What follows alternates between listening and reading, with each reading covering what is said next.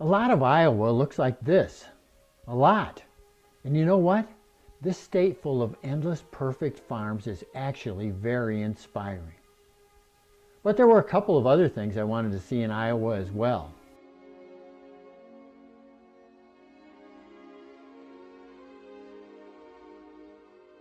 This is the Madison County Courthouse. I just like the fact that Clint Eastwood and I have both looked at it. Madison County is famous for its covered bridges.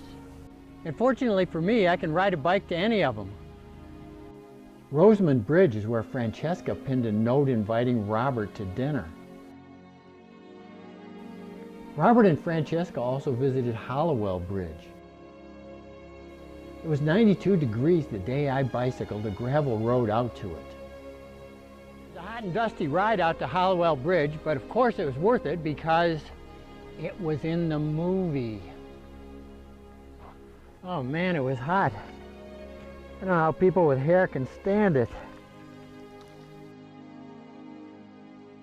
Did you know John Wayne was born in Iowa?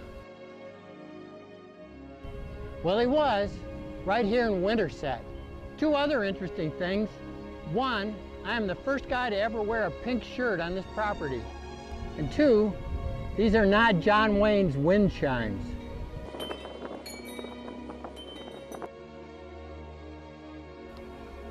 I also stopped at the Herbert Hoover National Historic Site in West Branch. This is the little two-bedroom cottage where President Hoover was born. It's even smaller than the house where John Wayne was born. And isn't it just another great example how America is the land of opportunity? Herbert Hoover grew up to be President of the United States, and John Wayne grew up to be John Wayne.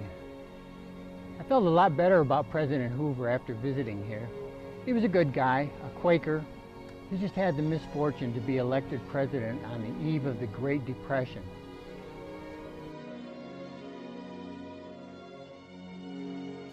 Thus ended my tour of historic and fictional Iowa real estate on adventure number 39.